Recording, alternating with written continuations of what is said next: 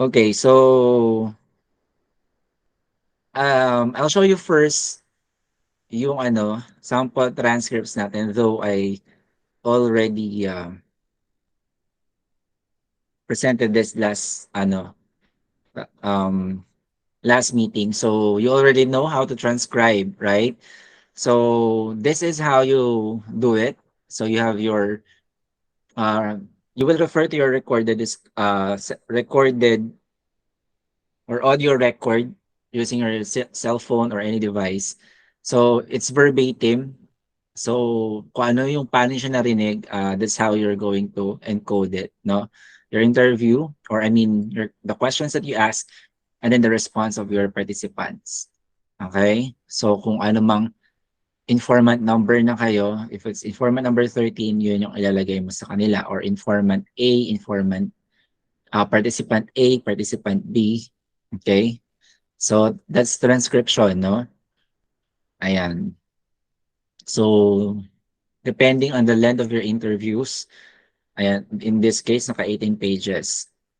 And then after your transcription, yung assigning of codes. Okay, for the code assignment, ito yung chunk na natin yung tinranscribe natin. So for example, for informant A, so you have here this one, the codes. Okay, in encoding, so how do you prepare? So let's start part one first, preparing your transcript for coding. So how do you do that? For the transcription, for example, you have this statement of your participant. So ano yung E, naka-superscript na E dot 1 or E period 1. So that is your E stands for the participant. This is the pseudonym that you gave to your participant. It can be number or letter. Pero in this case, we use letter. So in this case, yung participant E.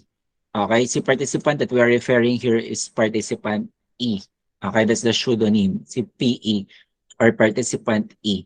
And then the statement number or the thought unit in a sentence is yung 1. So meaning this is the first thought unit in a sentence. So it is superscript and naka-italicized. As you will notice here, ayan, superscript, nakaangat siya, naka-italicized, and ayan. Tapos this one, itong statement niya, this is what we call as in vivo statement. When you say in vivo, it is how the patient describe to you your his or her experience. Okay, verbatim. Okay, ang tawag natin doon in vivo statement, kung paano niya sinabi. So, this is from the participant's transcript. It's a regular form, meaning hindi siya naka-superscript or subscript. I-italicize niya lang. Okay, so that's the meaning of E period 1 or E.1. Okay, for your transcription. So gagawin niyo lang 'yon, ang gagawin niyo lang for the 'di ba nag-transcribe na kayo, hahati-hatiin niyo lang yung, statement ng participant based on the thoughts. Okay, based on thoughts kung naka how meaningful it is. Kailangan makaisang, meaningful thought kayo para kayo mag-assign ng number. For example, yun na nga, this first statement is already meaningful. So it was assigned as A.1. Di lang nilagay yung dot dito, no? Pero dapat may A.1. Tsaka hindi mo na sinuperscript to save time and effort. Kasi i-edit mo rin naman yan. Ilalagay mo muli yan sa another paper. Okay? So in this case, hindi mo na sinuperscript at hindi mo na tayo nag-italicize to save time and effort muna. Okay, so meaning this one is ito yung first meaningful statement or thought unit of participant A. Tough and rough at the same time. And sabi ko nga sa inyo, as a researcher, kayo yung mag-identify or mag-judge if that statement is already meaningful or not. It is not, it doesn't necessarily mean na per sentence siya. Okay? Pwedeng phrase lang yan or pwedeng collection of words lang yan, meaningful na. Pwede mo na siyang gawing thought unit agad. No, it does not necessarily follow na one sentence, one thought unit, no? Just like in this case, itong si A4, 'di ba? Napilitan lang is a phrase pero already meaningful, tama? Kaya ang ginawa ko rito, I already consider that as a thought unit, kaya inassign ko siya as thought unit number 4. So A4, that's already a meaningful statement, okay? And then A5 yung kasunod, and then it goes on, no? Tapos another question, yung another na sagot niya, you will proceed kung saan ka nahinto. Kung A12 ka nahinto sa last coding mo, you'll proceed with A13 na. So ganun pa rin. Okay, so nag-a-assign lang tayo um, ng codes or ng number of thought units sa tinranscribe natin. Okay, nagawa na ba to? Nagawa niyo na to, guys? Yung assigning of thought units per participant, Hindi pa po. nagawa niyo na? Di pa, Dok. Hindi pa, okay. Sige, after transcribing or after transcription nyo, pwede nyo na siyang gawin. Ano? Mag-assign na kayo ng codes, no? Ng codes per statement. Okay? Yung A na to again is the pseudonym of the participant. If it's participant A, so A na yung kanyang magiging letter.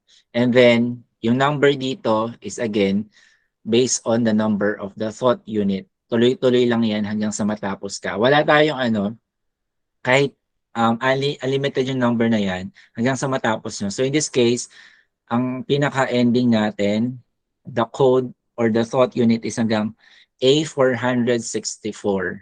So imagine, napakadaming thought units nun, no? So that's quite laborious. Tiyagaan lang talaga. So isa-isa niyo yan sa inyong participant. So if this is, for example, participant A, then pag okay kayo na kay participant A, participant B naman, no? So ganun pa rin, you transcribe. After transcribing, ayun na, assigning of codes. So just like this. So B na tayo kasi it's participant B na. Okay, tapos B1, this is meaning the first thought unit. And then B2, this is the second thought unit from B2, etc. So after your transcription, gawin nyo na to para, i-chunk nyo na yung thoughts of your participants so you can assign codes. Okay, so yun. By the way, no, when I was doing this one, sa akin dissertation, I was not taught by my advisor or even hindi ko siya natutunan sa mga professor ko how to do this one.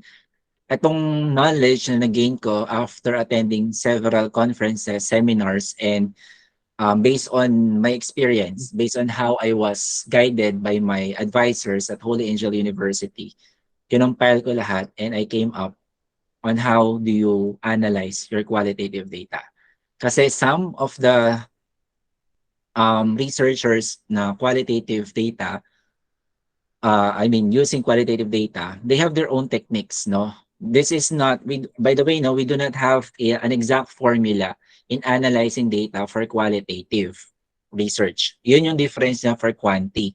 Kasi for quanti, it's very easy. You just have to input all the numbers, all the data that you have gathered in SPSS, whatever version it is, or in any statistical tool that you have, and then in just one click, you will have the result already. All you have to do is to interpret the result and you already have it.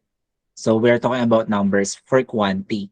However, for qualitative, it's a very different perspective in terms of analysis because as a researcher, kayo yung hands-on na mag-a-analyze ng data. Though, you may use online applications such as yung mga MaxQ, MaxQDA, what else? Yung mga other software that will help you analyze qualitative data. Pero as a researcher, kayo pa rin yung mag-judge critically ng qualitative data na gather ninyo.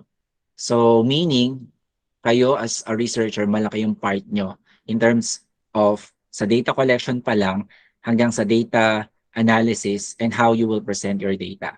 So itong tinuturo ko sa inyo ngayon is based on experience, based on how I was taught, and again, we have different variations, no, depending on um, kung sino yung advisor ninyo. Ngayon, be mindful lang, merong kasi sometimes hindi gaano ka-rigor yung pag-a-analyze nila ng data. Kaya yung the way they interpret or analyze the data is quite erroneous. Hindi tama yung process na nasunod. We still have ano pa rin naman, a process na sinusunod sa qualitative data. Kaya lang um tawag dito, may kanya-kanyang variations pa rin. Okay? So, ayun. Before, this is how I did my qualitative data analysis, no? Which is not good. I was corrected by my panel and by my advisor when I did this one. So, kasi yung unang ginawa ko, and do not imitate this one because this is wrong. Kala ko ganito lang siya kasimple kasi yung qualitative data analysis. What I did was, I have here my questions, di ba? You have your interview questions. So you have your question 1, 2, 3, 4. Very structured siya. And akala ko, i-compile ko lang lahat ng answers of the participants. Just like this one. So you have question 1 here, question 2, question 3. Meaning these are all the questions. Dito sa ating um, uh, columns, so you have here yung P1 that stands for my participant 1, participant 2, participant 3, P4, 5, etc. So ang ginawa ko lang dito, I just asked the overall experience tapos ano yung kanilang mga striking statements. So nilayout ko lang siya niyan. Tapos question number 2, ano yung naging responses nila, ano yung mahalagang statements. Pero again, when I presented this to my panel and to my advisor, I was corrected na this is not the correct one. Though, sa mga journals, may mga scholarly works na nakakagawa ng ganito. Kasi um, na-perceive ko rin naman yung ganitong analysis doon sa kanilang sa mga journals na nabasa ko. Pero again, how you analyze data is not just as simple as this, no? Hindi siya ganito kasimple na question 1 tapos lilayout mo lahat ng answers ng participants mo tapos titignan mo lahat ng kanilang same answers across all the participants. So it's not as easy as this one. So this is actually incorrect. Okay? So ang tuturo ko sa inyo is a more rigorous process. Okay? Sige, let's continue.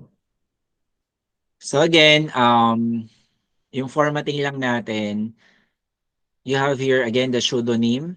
For example, this one, K7, and then you have the statement here, the in vivo statement. So ibig sabihin, kanino nang galing itong honestly, I don't want to take PhD? Sige, please answer me para interactive yung ating discussion. So kanino nang galing itong statement na to? Honestly, I don't want to take PhD. May participant?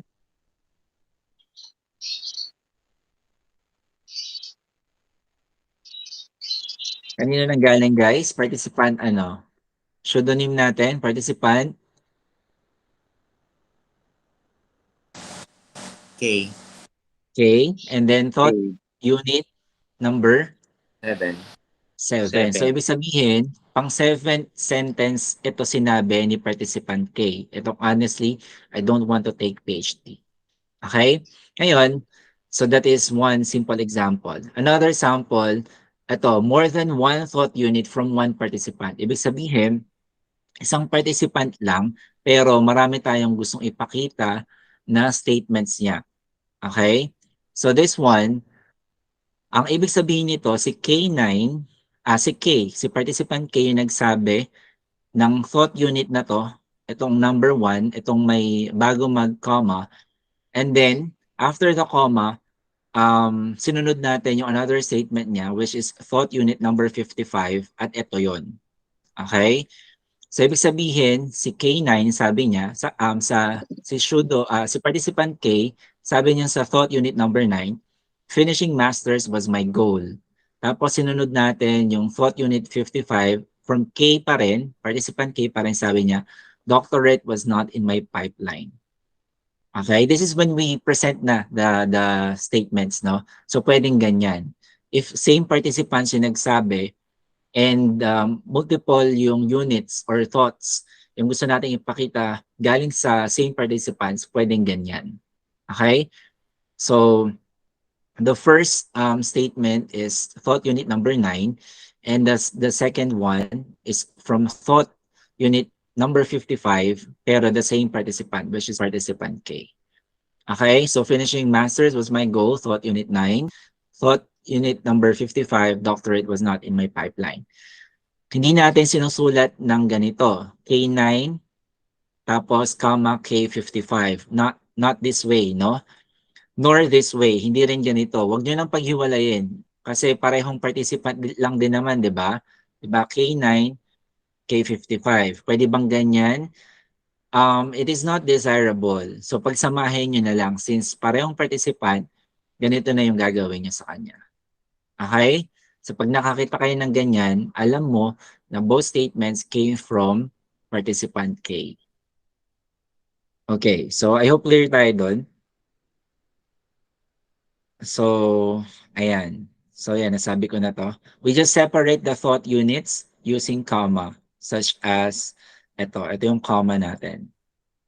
So meaning this is thought unit 9 at yung thought unit 55. The question po, Sige, go ahead. of thought ba per sentence siya? Um, Again, hindi naman.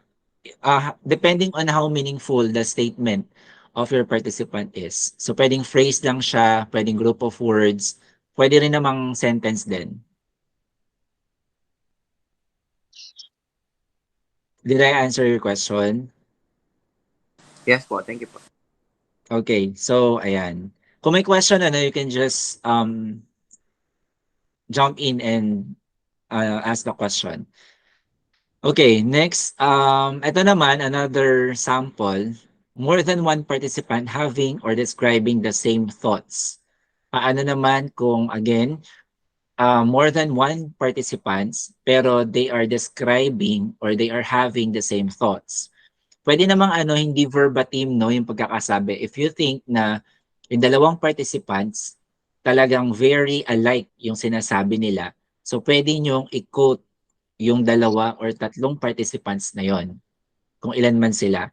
For example, sinabi ni participant D sa thought unit 102 niya, napaka-interactive niya. Okay?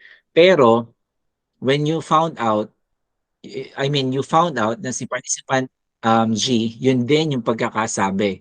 Interactive. Though hindi siya verbatim, pero ang sabi niya interactive yung interactive siya, kumbaga. So, pwede niyong isama yon si participant G and then yung thought unit number. Tapos, you also found out na si participant J, ganun din naman pala yung sinabi na interactive yung kanyang pagkakasabi.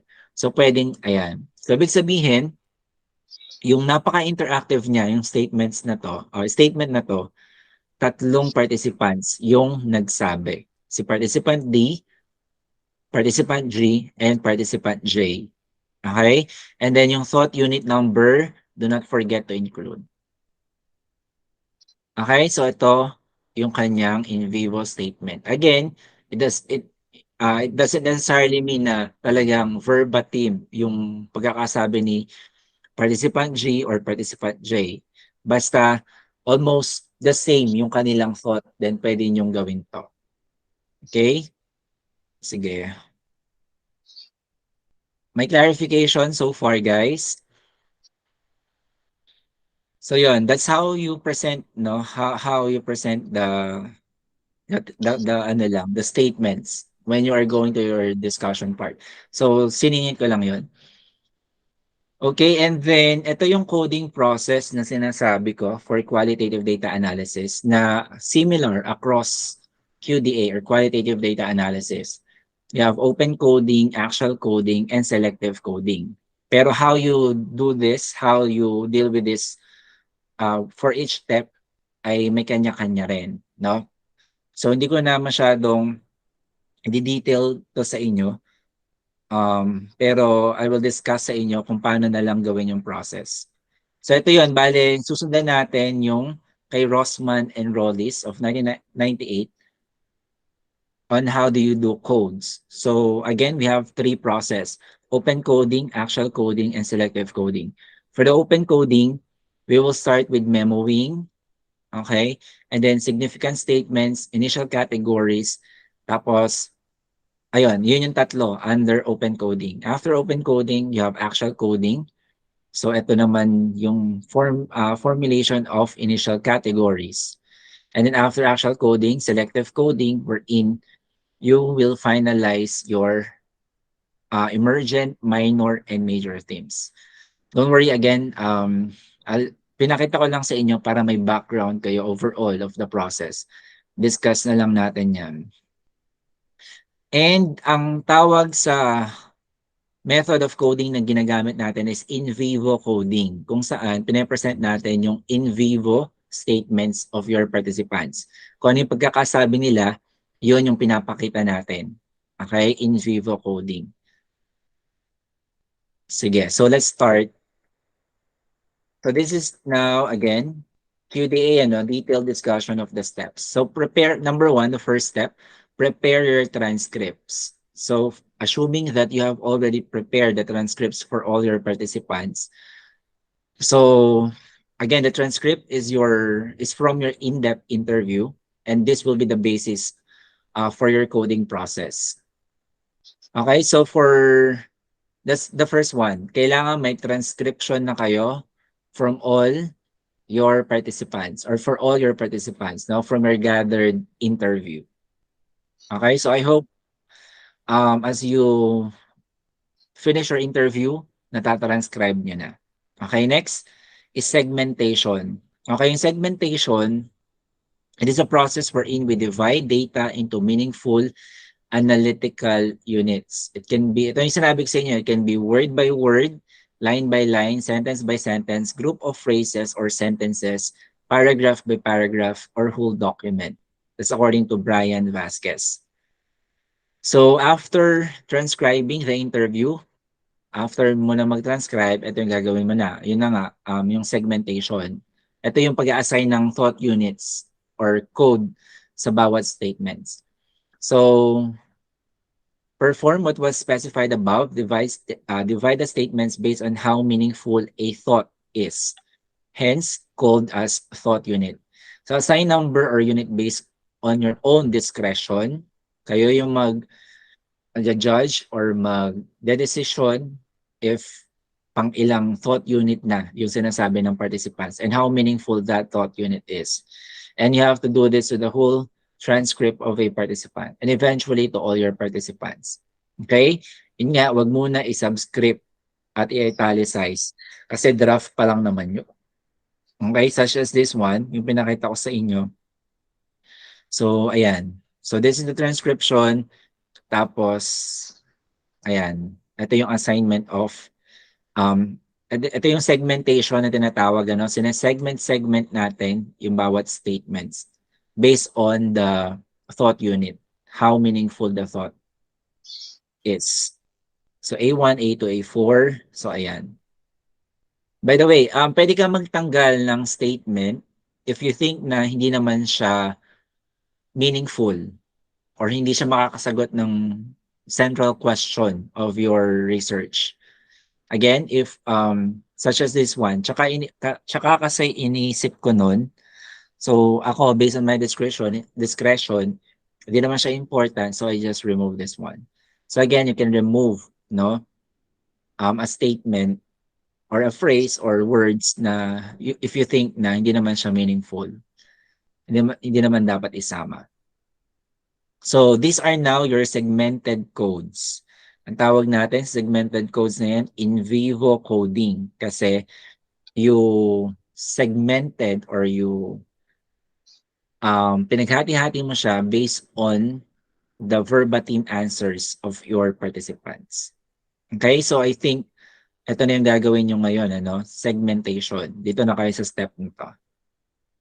Okay, so after na ng segmentation, kasi you're done with the transcription, for example, so perform the segmentation, the assignment of thought units or codes, after which punta na kayo sa next step.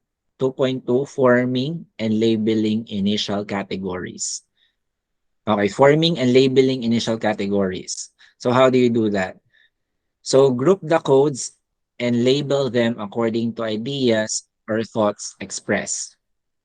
So after assigning codes or after you segmented the codes, you are now ready to group together the codes with the same thoughts, coming up with your initial categories. To make it more systematic, you may utilize the same table as shown below.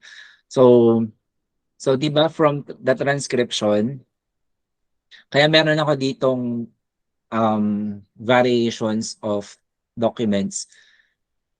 Kasi magsisimula kayo sa original transcription nyo, di ba? Don't mind this one above, no? Kasi nag-provide pa ako ng description sa aking participants as suggested by my panelists. Kaya direct na kayo agad dito sa transcription. So this is my original transcription, yung wala pang segmentation. So this is the first step kasi na ginawa natin, right? So after the first step, you assign codes, yung segmentation na tinatawag. So ito yon, okay, segmentation. So this is the whole process of segmentation for the whole transcript. So that's another document, di ba? So after the segmentation, ito na um, yung step na sinasabi ko sa inyo, which is this one, the forming and labeling initial categories, wherein itatabulate mo na siya, such as this one. Send ko sa inyo yung table. Okay, ito na yon. Okay, so send ko tong table na to. So ang gagawin nyo lang, you will lay out all the codes here sa first column, yung codes na nakuha nyo from this one. Okay? Di ba ito yung segmentation ninyo? So, lahat lang ng codes dito, copy nyo, tapos ilagay nyo rito sa table under the column of codes. So, A1, ito yan, A1. So, dyan siya. A2. So, lagay nyo lang dyan. So, lahat ng codes, ilagay nyo dyan. Pero by the way, hindi pala lahat, sorry. You can remove now. You can remove pa yung mga thought units or yung segments na tingin nyo is not meaningful pa rin. Okay? So dito, for the tabulation, sa paglalagay nyo sa table, you can remove yung mga codes that you think are not meaningful and not helpful in answering your central questions, no? Or central question. If you think na di naman significant, wag nyo nang ilagay. So for example, in this case, so A31, wala yung A32, wala yung A34, wala yung A35. Tinanggal ko na yun because I think as a researcher, hindi naman meaningful yung statements na yon and it will not answer my research question. So based on discretion yung pa rin yun. Okay? So again, for column under codes, ilagay nyo yung codes here. Okay, lahat ng codes. Okay, so ito yon. Balik tayo rito sa ating table. So ito yung fresh pa, yung wala pang initial categories and description. So from the segmentation, you just place here all the codes. Okay? So again, I'll send this one, yung table na to. So it has different columns. So column for codes, initial categories, and description. So under the codes, yun na nga, you list down your codes, yung in vivo statements for the first participant. And in this example, we have participant A, okay, PA, participant A or PA. So ito yung kanyang segments, yung segmentation natin. So again, you may omit codes that are insignificant or will not answer your central problem. But be careful, ano, only omit it after careful analysis. Okay, tapos list down by code number or unit. Itong A1, A2, A3 para mas madali yung makita. So you format it or structure it na naka-una yung thought unit or yung code number. Sige, may question? Yes, the discussion is being recorded. Tama ba? Let me just check. Oo, naka-record naman siya. Okay, sige. Tuloy tayo. So, yon. So, ito na yun ha. Nilayout nyo na yung first column, yung mga codes from participant A in this table. So, then start grouping na or categorizing them by placing codes with the same thought under initial categories or column. So, dito you may use a word or words or phrases to label each initial category. Category names are descriptive words. For example, okay, so ganito na, no? So dito na tayo. So after, dito ulit. So after yung nilagay nyo lahat ng codes nyo rito, pagsasama-samahin nyo ngayon yung statements or codes or segments na magkaka-same thoughts. Okay, na magkakagrupo. Ilalagay nyo siya rito sa initial categories. Okay, meaning lahat ng statements, lahat ng segments, or lahat ng thought units na magkakamuka, magkakagrupo, ilalagay nyo sa same categories. Kaya tinawag na initial categories. Ika-categorize nyo yung mga thoughts na magkakamuka. Okay? So, that's how you perform the second column, yung initial categories. Pagsasama-samahin yung mga thoughts, yung mga segments or yung mga statements na magkakamuka. Okay. And then kapag napagsama-sama niyo na, for example, yung mga thoughts or statements na magkakamuka, isipan niyo ngayon kung ano yung pwedeng maging title or label nyo sa category na yon or sa grupo na yon. Okay, for example, this one.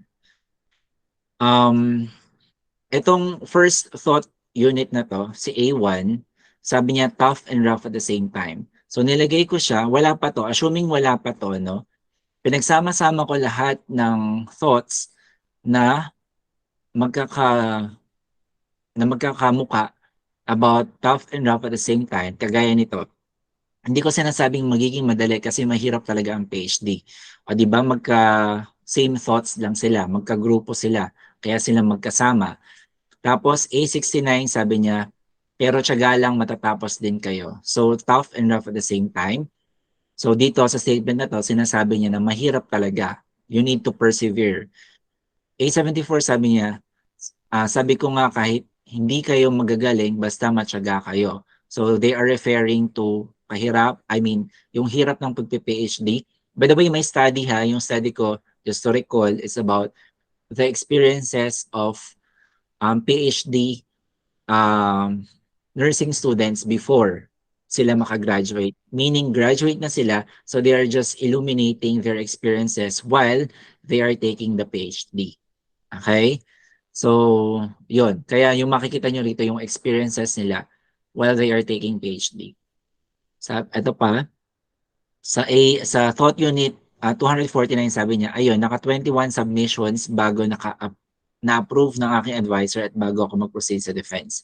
So meaning, lahat ng statements under this group is about the difficulty and yung pagtsatsaga, the perseverance. Kaya nilabel ko yung category na to as perseverance amidst difficulty. So sino yung mag-iisip ng label sa magkakamukhang grupo or magkakamukhang thoughts na to? Kayo pa rin. Okay? So huwag kayong masyadong lalayo sa kanilang mga sinasabi. Okay?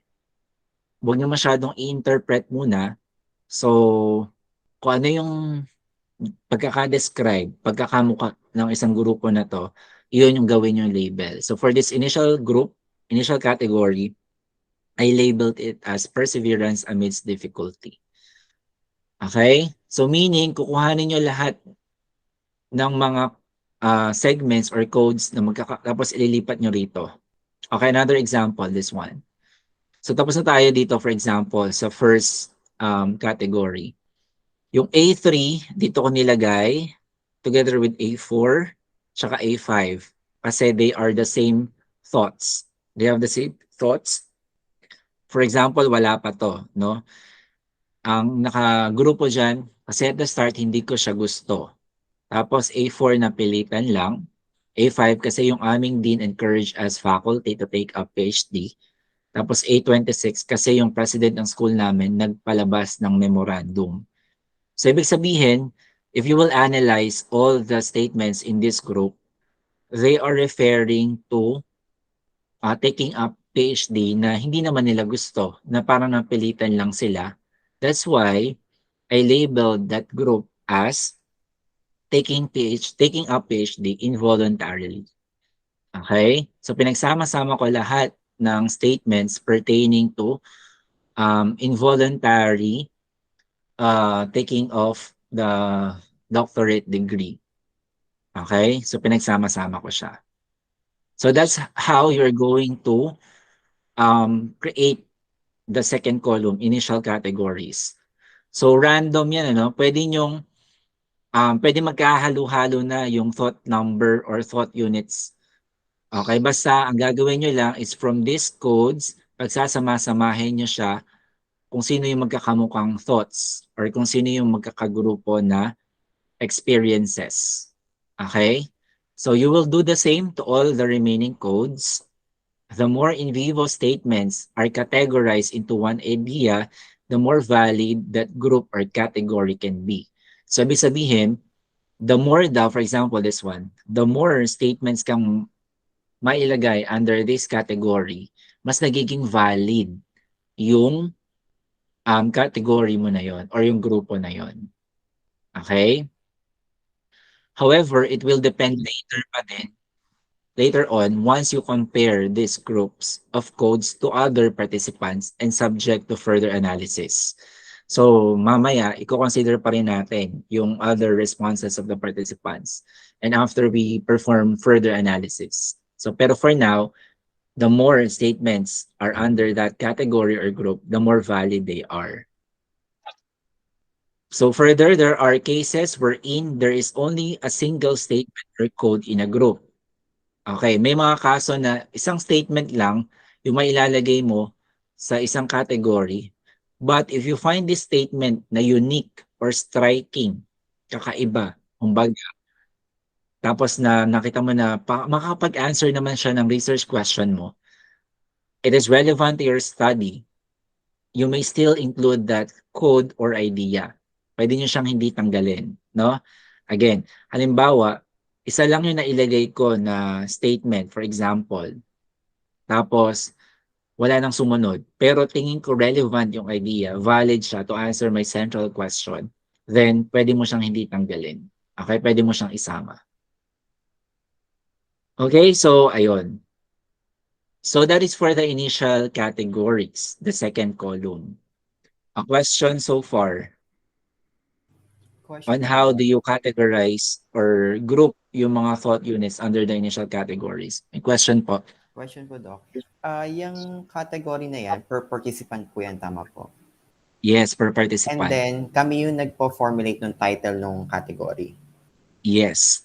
Ang Oo. question ko po next, Doc, yung halimbawa, yung title ng category namin sa participant A, dapat ba nandun din siya sa participant B? Tapos pare-pareho Not sila. necessarily. Not necessarily. Pwedeng mag-resurface yung same title na to, yung same category sa other participant, pero pwedeng hindi rin. So, depending sa sagot kasi yan, sa experience ng participant mo eh. Not necessarily is the answer. So, again, you may find the same initial category to another participant, pero you may also not find it to other participants. Okay, question pa. Basta kung ano muna yung kung ano yung tingin nyo na applicable sa participant na yon, na category, kung ano yung naisip niya na title of that category, yes, issue mo na yon per participant. Pero again, you may notice na, parang pareho lang kay participant A, parang pareho lang kay participant B. May mga ganong scenario. And that is much better kung Okay ganon po. yung magiging kaso. Bali That is much po, better. may chance na yung category title wala dun sa isang participant. Yes, oo. Okay po. Kasi kanya-kanya pa rin yung experience, di ba? So, there are chances na pareho talaga across all participants. Pero there are cases na yung participant na to, wala sa kanya yung ganyang title of the category. May question pa guys so far? O, di ba ibang-iba yung sinabi ko na to, itong unang analysis ko, right? Kung i-follow nyo itong sinabi ko na which is wrong naman, not rigorous. Very simple, di ba? Ganyan lang siya. Ganyan lang siya kasimple. Pero again, this is not rigorous and this is not the correct process. So what I'm teaching you right now is the correct QDA, Qualitative Data Analysis. Sige, proceed tayo.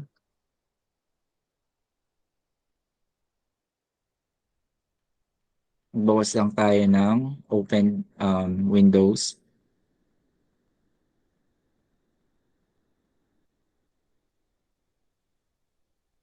Okay, sana tayo. So going back dito. So yun. So after the initial categories, for example, you already filled out or filled up all the initial categories. Halimbawa, na-exhaust mo na lahat ng codes, no? Narating mo na yung A461, yung pinakadulo na codes, at naigrupo mo na lahat. Then, the next thing that you have to do is to accomplish the last column. Okay? Accomplish mo na tong last column. It's all about the description or meaning. Okay? So how do you do that? Per group or category, ang gagawin mo lang is you will describe or you will like give meaning dito sa kinategorize mo or sa ginrupo mo. So meaning explain mo lang, you will describe what is this group all about. Okay, for example, itong perseverance amidst difficulty, lahat ng statements na to, again, are group. All these statements are grouped under the title Perseverance Amidst Difficulty. So in this column, ang gagawin ko lang is ano yung description kaya na gustong ipahiwatig sa akin ng participants ko. So explain mo lang siya dito. So dito ang nilagay ko Perseverance Amidst Difficulty. They are saying, they are like imploring na perseverance is the key for degree completion. Okay? Or perseverance as the key to degree completion. Tapos, if you want further notes, if you want further description of what this statement is, pwede naman. Okay? Pero I would, since this is not a full thesis naman, siguro kahit ganitong simpleng description na lang. Maglagay na lang kayo ng simple description of what is this group all about. Para lang, kumbaga, may notes kayo or may memo wing na tinatawag kayo. Okay, so do not be comprehensive in this one, sa last column, kasi it's almost the same lang din naman sa title na nilagay nyo rito. The purpose is just to give you an overview or an idea of what this group, of what this category is all about. Okay? So yun. So for this case, perseverance is the key to degree completion. So if you have further notes, you can add here. So this one, another example, ito, the group is about sense of fulfillment. Tingnan natin yung mga statements, no? Pero ngayon nakatapos na ako, ang sarap sa pakiramdam. O, di ba? It's about fulfillment. Yung pakiramdam na ito na ako, yung natapos ako na lahat yung sinasabing mahirap. Kaya kumbaga maganda na sa pakiramdam.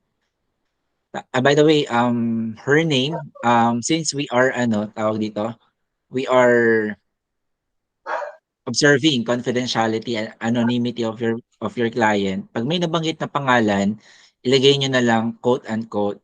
Halimbawa, sinabi niyo yung pangalan niya, ilagay niyo her name. Or halimbawa, nagbigay ng specific name, ilagay niyo na lang specific name of the doctor, for example. Okay? Do not divulge or do not directly give the name.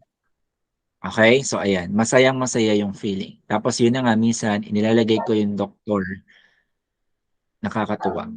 Okay? So lahat ng yun, statements are grouped under the title sense of fulfillment. Tapos again, sa last column, what is it all about? What is this group all about? Describe nyo lang. So it's about outcome in completing the degree, sense of fulfillment or being or the feeling of accomplished.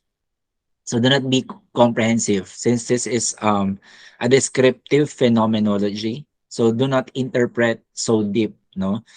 Just describe what is it all about. Okay? So yun yung sa last column. So ayun. So that's how you accomplish a table. Yung first column is the codes, initial categories, and description. So that is your next thing to do after segmentation, yung accomplishment of this table. A question, guys, on how to perform or how you accomplish this table.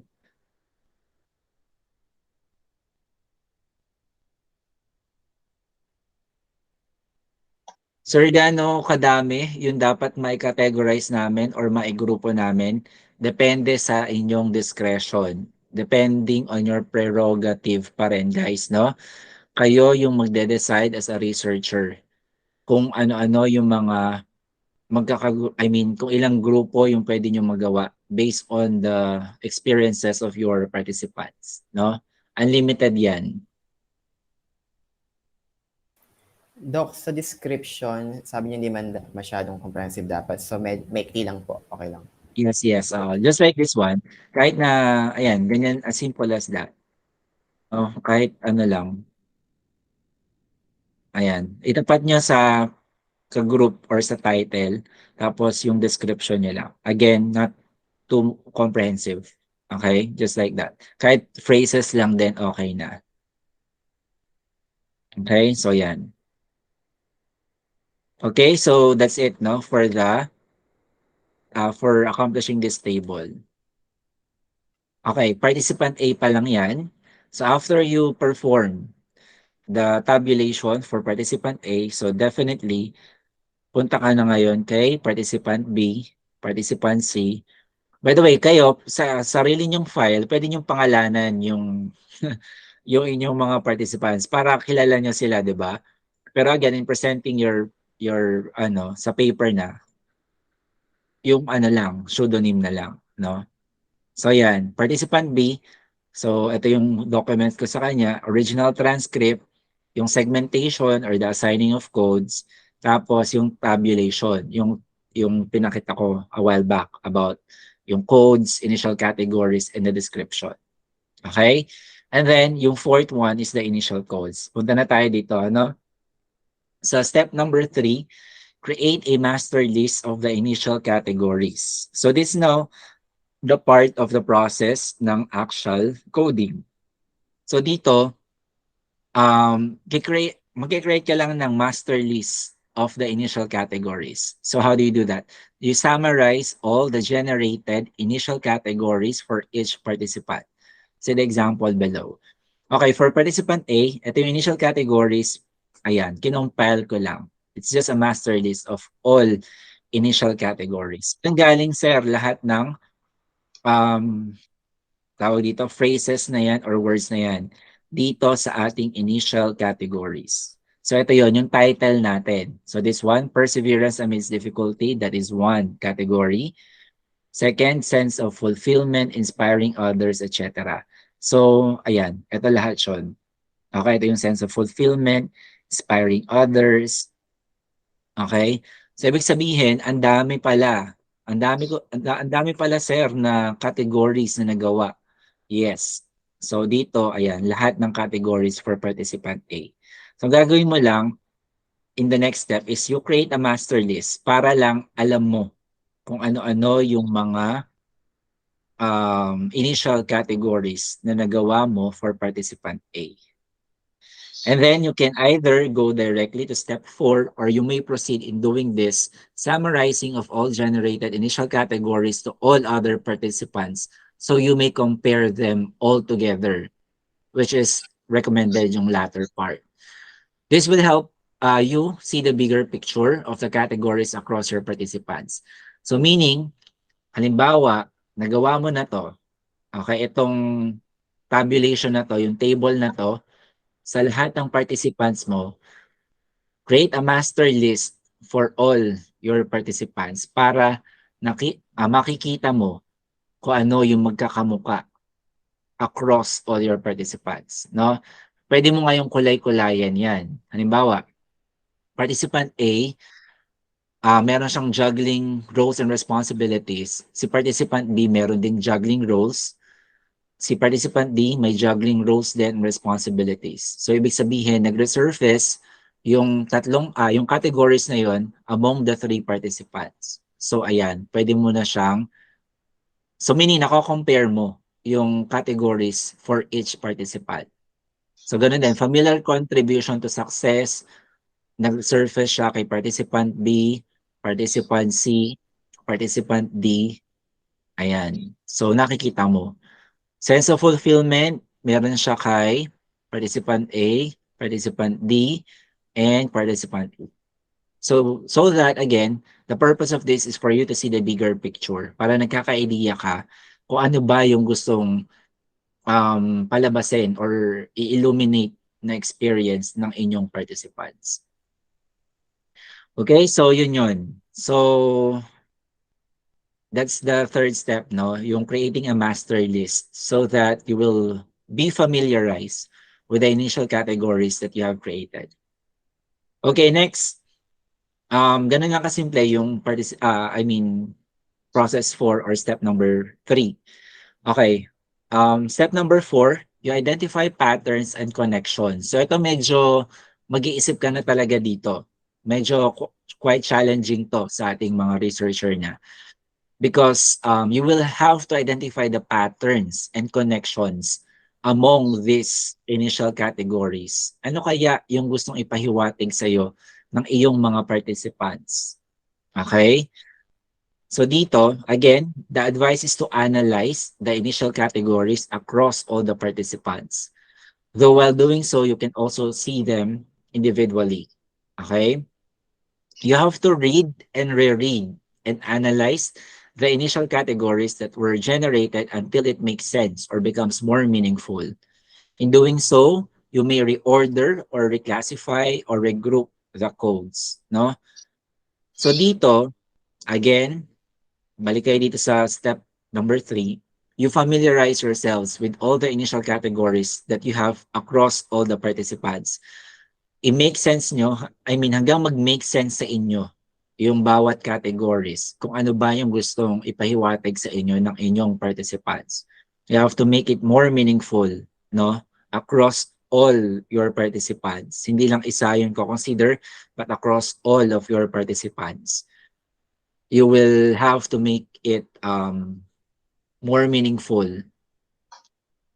So, you can group, pwede mong i-reorder yan, i-regroup mo yan, okay? Shuffle mo yan per participant para lang mag-make sense sa'yo if necessary, no? So, ayan. And then, now for the identifying the initial categories, it is like further grouping or categorizing together similar initial categories into one initial code or into their final category. So dito, you can reword or rephrase the initial codes based on the categories identified. Okay? So you have to reflect on this. Ano ba yung true essence that your participant would like to convey to you?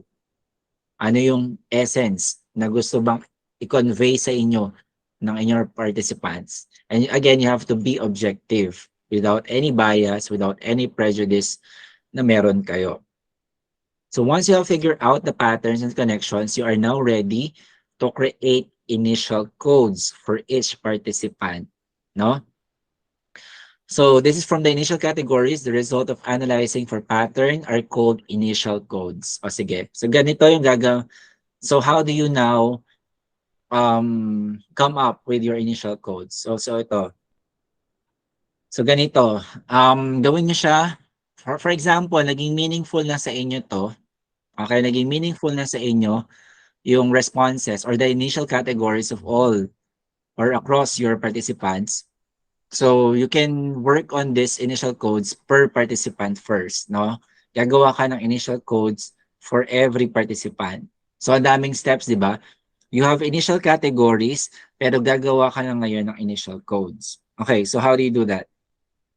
So for example, mag-start ka rito sa initial categories. Okay? Ngayon, nag-make sense na sa'yo yung initial categories. Sabi nga, di ba, sa initial categories, you can regroup, you can reorder the initial categories. So ang ginawa ko, ni-regroup ko siya. So this is how I regroup it. Pinagsama ko itong tatlong categories na to. Yung taking up PhD involuntarily, unconventional, and preconception on PhD. Pinagsama-sama ko siya, and then I came up with another title or another title, which ang tawag natin is the initial codes now. Ang nilagay ko, unplanned journey. Kasi if you will see, di ba, they take PhD involuntarily, tapos it's unconventional, and ano ba yung mga preconception nila? So, ang ginawa ko, I tag it as unplanned journey. And that is my first initial code for participant A. And then, by the way, pwede ka namang hindi mag-ano, no? Kung yung isang category na yon is already meaningful, so pwede mo siyang hindi na isama sa ibang category, kagaya nito. So wala siyang kagrupo. So challenges in taking up PhD, ang code ko sa kanya, initial code, is the demands on PhD nursing education. Juggling roles and responsibilities, the initial code is the concerted roles and responsibilities in school, at work, and family. Tapos ito, support from classmate, familial contribution to success. Ito yung mga significant relational influences. Okay? Tapos another group from different categories, yung perseverance, amidst difficulty, the urge to quit, self-motivation, and promotion. I group them all together, and the title of the code is perseverance and dedication amidst difficulty. Tapos, sense of fulfillment and inspiring others, that's another code, fulfilling doctoral experience. Okay? So, ibig sabihin guys, itong initial categories, again, you have to make it more meaningful.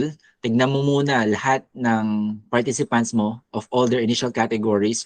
Kapag ka naging meaningful na sa'yo kung ano yung gustong i-illuminate sa'yo ng inyong participant, you can create initial codes per participant. No? So ngayon, naigrupo ko to kasi after careful analysis, after careful judgment, yun yung tingin ko na gustong ipalabas ng aking mga participants, no? Kaya I came up with these codes. Sir, sino po yung gagawa ng initial codes? Kayo pa rin. So, ibig sabihin, parang pagsasama-samahin mo lang uli dito yung mga categories na magkakagroup. Okay? And then, after which, itong last column is about the theme in mind. Kasi, di ba, looking at dito sa themes across all the participants, magkakaroon ka na ng bigger picture kung ano yung gustong ipahiwatig ng iyong mga participants. So dito, ang nakita ko na gusto na lang ipahiwatig, the bigger picture is maipakita yung experiences nila beginning yung PhD nila, what are their experiences beginning bago mag-start ng PhD. Tapos, the next major theme in mind ko is yung experiences nila during their PhD journey. And then finally, yung experiences nila after their PhD journey. So, yun yung theme in mind ko. Again, nakita ko yun after seeing all the categories of all the participants. Kumbaga, ito yung bigger picture. Okay, itong tatlo na yan. Tapos, hinati-hati ko lang siya based on the initial categories that I have. Okay, so kailangan guys, meron kayong initial codes. I mean, igugrupo nyo muna yung categories, no? and have an initial codes, kapag may initial codes na kayo, then you can finalize your theme in mind. This is just a raw, no? Raw pa lang siya, hindi pa yan final. Okay, so ayan. So that is for participant A. Ito naman yung participant B, pakita ko lang. So just the same, you have here the initial categories. Dahil nga meron ka ng idea of the initial codes and ano yung theme in mind na gusto mong ipakita based on what you are getting from your participants. So pwede mo na siyang i-categorize din or i-grupo according to this one. However, may mga cases lang na yung participant mo, hindi same yung experience, so pwede mong i-blanko sa kanya yon. Okay? Halimbawa, yung participant mo wala namang about sa tawag dito, invaluable learning experience. O dito, wala kang nakitang invaluable learning experience sa kanya, kaya wala kang ilalagay. Pero kung yung participant, susunod na participant meron, so yun yung ilalagay mo. No? So again, it might not be applicable to all your participants. Okay? Depende pa rin yan sa experience of your participant. So from the initial categories again, igugrupo mo siya, and then after the groupings, you come up with the initial codes. And then after the initial codes, yung theme in mind mo na naisip. So ganun pa rin. So, di ba, makakategorize mo pa rin siya into 3 themes. Ito, 3 themes kasi, 3 major themes in mind yung sa akin gusto ko ipakita or na-perceive from my participants. So ganun lang. You will do this to all your participants. So initial categories, initial codes, and the theme in mind. So gawin mo lang siya to all your participants. Okay, so the last column is like your major themes, this one, in mind, which can be the basis of your presentation later on. But that is not yet your focus here, kasi ang focus pa rin natin itong pag-initial coding. So these themes in mind can come out while you are analyzing for patterns and connections. Okay, so that is for the step number 4. Okay, identifying patterns and connections from the initial categories to formulate your initial codes. Okay, so ang product natin dito sa step number 4, yung initial codes. And eventually, meron ka ng theme in mind. Okay? A question before we proceed sa step number 5. Di ba medyo class, no? Talagang medyo masakit sa banks talaga yung analysis.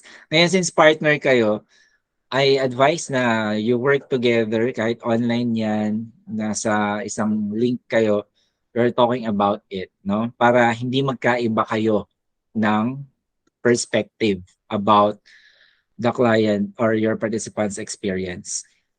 How many participants did you get, sir, after coming up with enough results to consider? So for this, I have, ilan ba?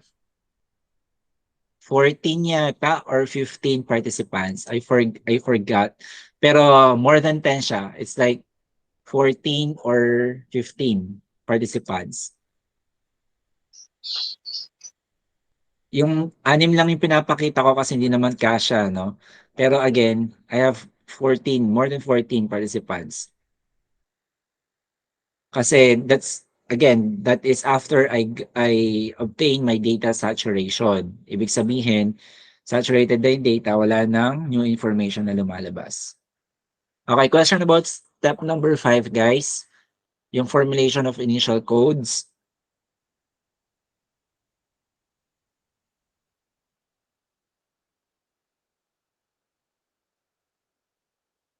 Walang pa uli. Sige, proceed tayo. Ay, step number, ano ba yun? Step number 4 pala. Okay, identifying patterns for initial codes. Punta na tayo sa step number 5, no?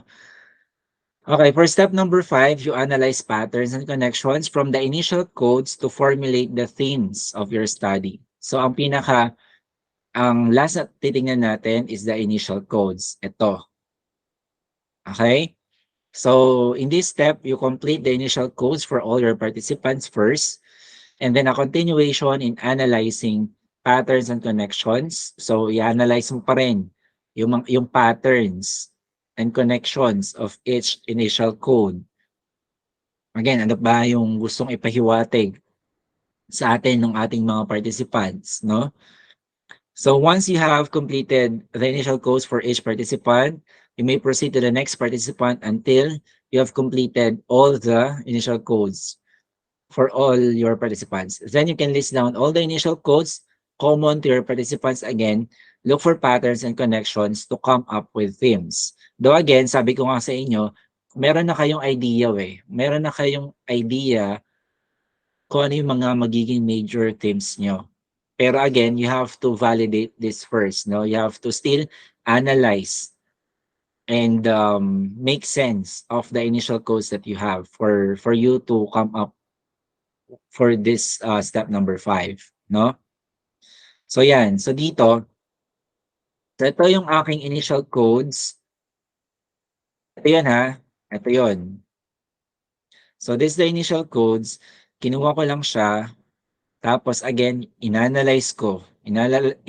Analyze ko for each and across all the participants until I really realized or concluded na talagang I would like to present the themes, the major themes as to this as to these themes, no? Yung experience beginning PhD, experiences amidst PhD, and experiences succeeding PhD, meaning after the PhD. So yun yung talagang na-come up ko after analysis. Okay? So yun. So ito lang. This will help you lang trace back who are the participants spoke the statements in line with writing the findings of your study. Kasi you will present kung sino yung participants na nagsabi nun. So this will help you track lang kung ano yung mga yung initial codes of your participants.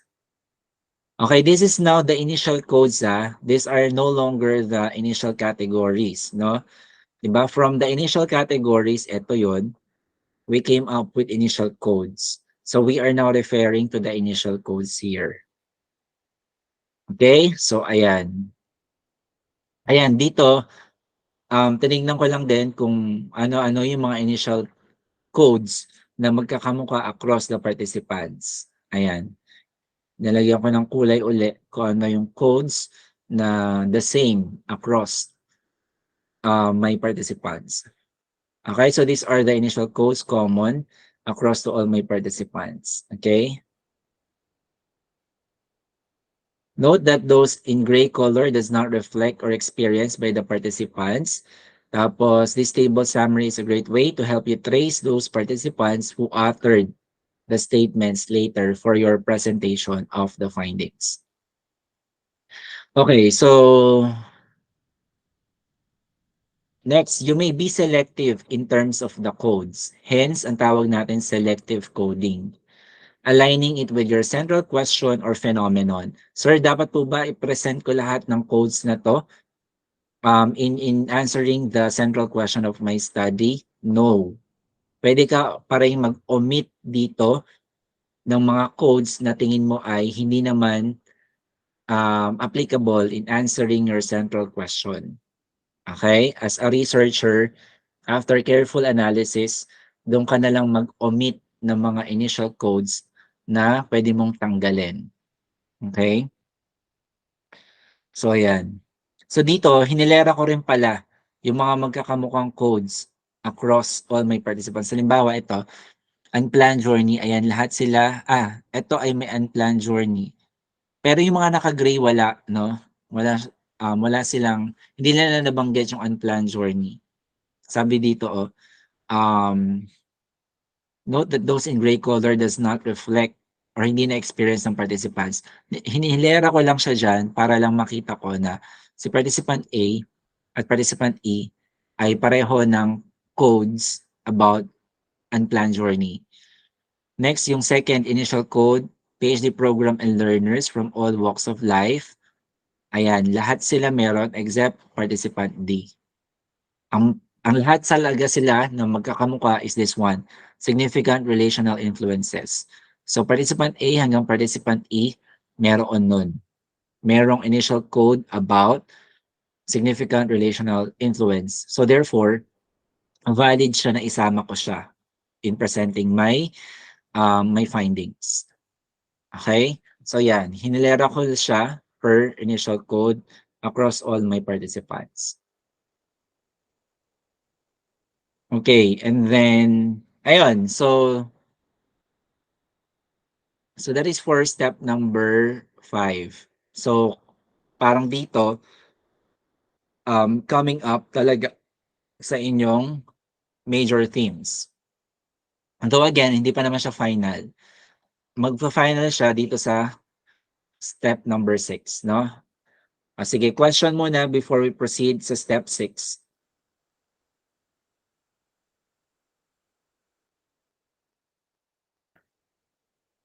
Question?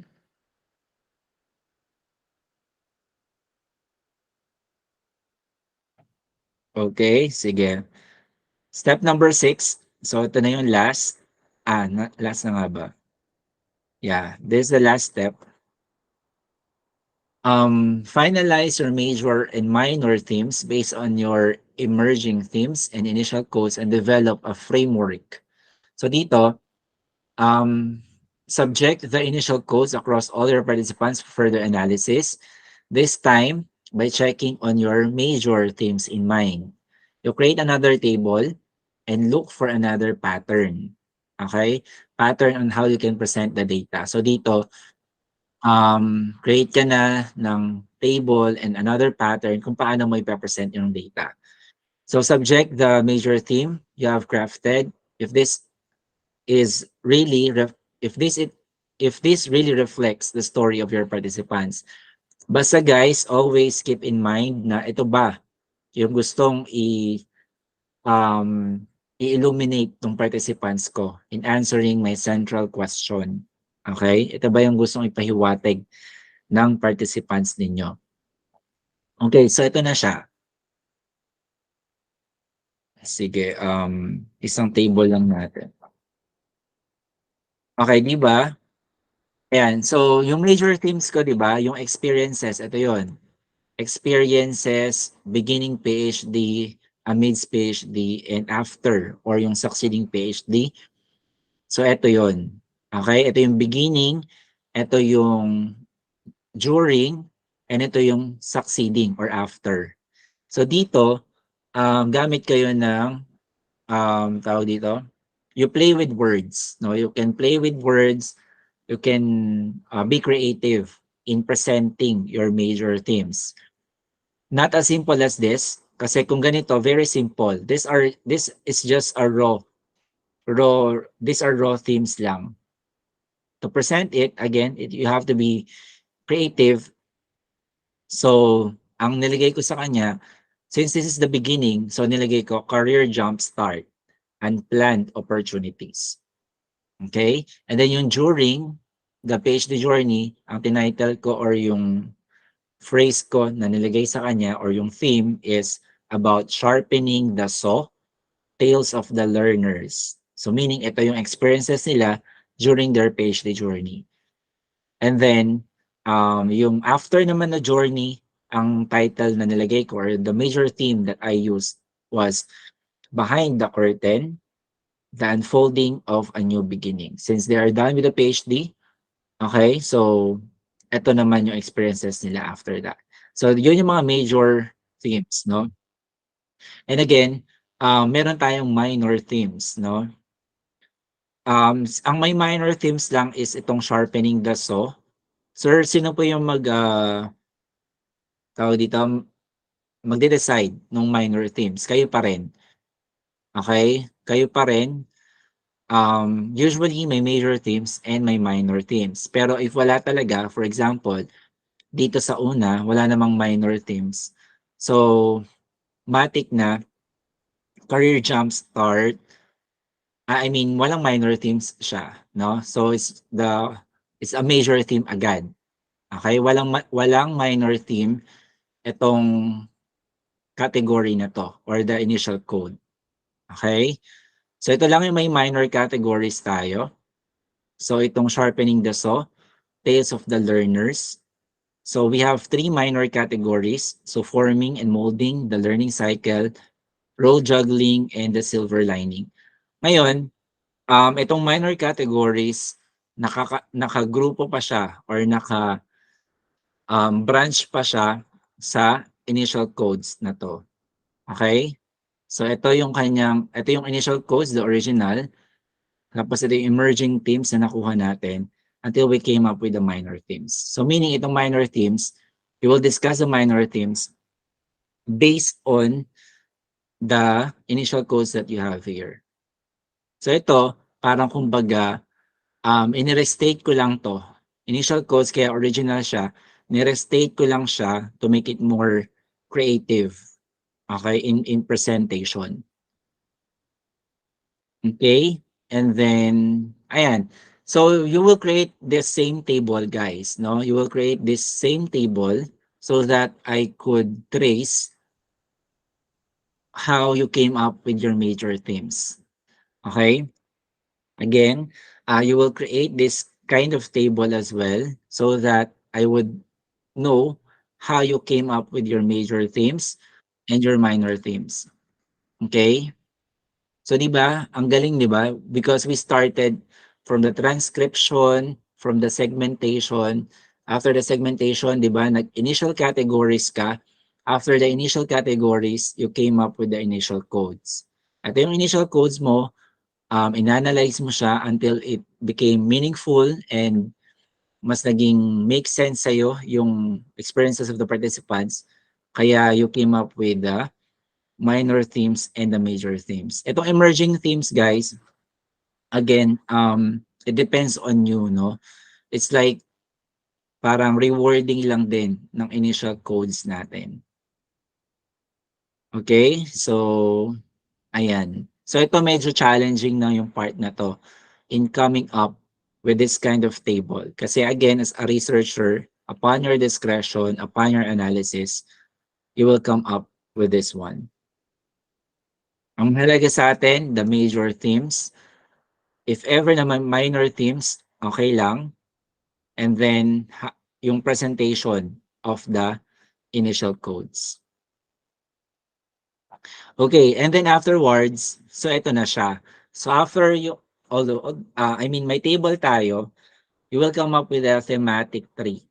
Okay? Sige, basahin mo na to. Notice how the wordings or statements or ideas were changed and uniquely crafted or presented. So again, you can be creative with your themes, with the title of your themes, no? After this level of analysis, you can confidently say that you have exhaustively analyzed the data based on your participants' experiences. So ginagawa natin to para yung critic ninyo matrace kung paano kayo nag-come up with your major and minor themes. This should be presented to your advisor and panel so they could trace how you come up with the minor and major themes of your study. So remember that the initial codes are the commonalities, no? Itong initial codes na to are the commonalities, yung common across all your participants' experiences. The major themes naman encapsulate all these experiences in which the researchers would like to elucidate in the study. Kumbaga, yung major themes, ito yung summary of all the initial codes that you have crafted. Finally, the researchers must go back to the participants and ask for the approval of the teams if it really reflect their experiences. So meron tayong tinatawag na triangulation kasi 'di ba kayo as a researcher yung nag-analyze ng data nila at kayo yung gagawa ng major themes, ng initial codes, categories and all. So as a triangulation, you have to go back to your participants and ask them kung tama ba yung or kung approve ba sa kanila yung themes na ginawa nyo reflecting their experiences. kung ito ba talaga yung kanilang gustong ipahiwatig sa inyo. You will go back to your participants and acquire their approval. And then another way of triangulation is by asking your group mate or your common is the tawag dito. Meron tayong tinatawag na gatekeeper na pwedeng mag-check ng inyong work. Pero in this case, wala naman tayong gatekeeper. Kahit ako na lang yung double check if okay yung nagawa ninyo. Okay, and then to better visualize the themes generated, create a thematic tree. Though we have a table, to make it more easier, no? Sa isang tingin, alam natin yung themes na na-generate. Ito, you have to create a thematic tree. So this one, figure 1, this is now, kumbaga, ito yung parang theory. Though, hindi naman grounded theory to, it's a thematic tree na nagawa, yung, kumbaga, yung pinaka-product. Ito yung may pagmamalaki nyo after coming up with your results, no? Yung major themes ninyo. So dito, career jumpstart, ito yung major themes ko, tatlo, di ba? Career jumpstart, ito yon. Career jumpstart, unplanned opportunities, followed by, ito yung second theme ko, sharpening the saw, tales of the learners. And then I have 3 minor themes, di ba? Ito yon, 1, 2, 3. So nilagay ko lang yung 3 minor themes ko dito. Hindi ko na nilagay itong initial codes and emerging themes. And then, ang huli ko na major theme is behind the curtain, unfolding of a new beginning. Ito yun.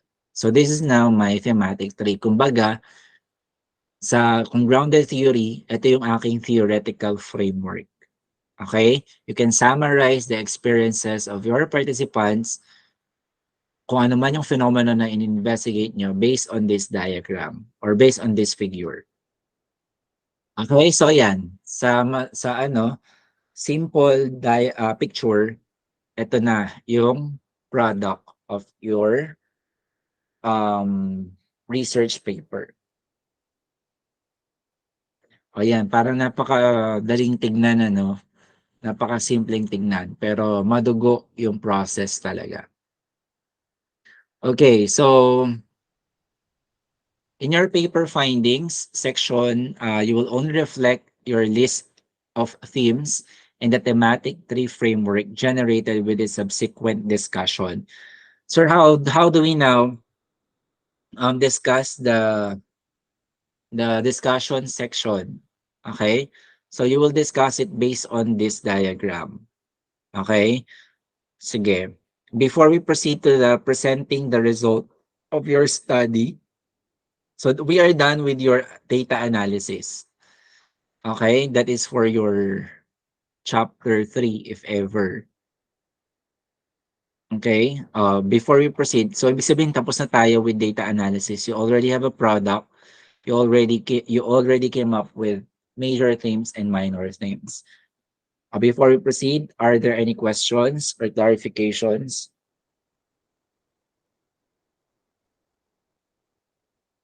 Sige, let's start with Celine.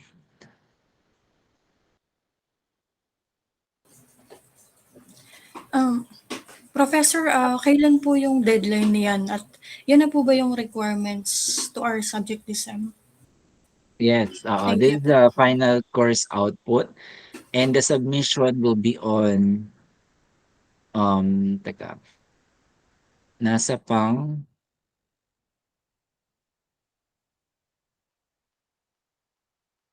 week number 9 na tayo. So week number 9 na ngayon. So you have hanggang July 29. July 29 will be the submission, no? So you have 2 weeks to accomplish this data analysis and the remaining parts of the paper. Ito pang part 3 na discuss ko. So you have until July 29 to accomplish your paper. So yun. July 29 po ang submission. Thank you po. Guys, now it may sound really difficult and challenging. Though it's really quite challenging, and it requires a lot of time and efforts in analyzing qualitative data. Pero kaya niyo yan, no? Since you have a partner, or if you're working alone, still kaya niyo yan, no? Magtulungan or work alone, and you need time to really accomplish this one. Okay, sige. Walang question so far, guys, ha? It will highly depends on your critical analysis as a researcher for qualitative data. Kaya medyo in research, no, tawag dito, in oral defense, mahirap ma-convince actually yung mga panelists nyo on the results and findings of qualitative data compared to a quantitative. Kasi pag quanti, 'di ba? It's very objective, no? It's very objective.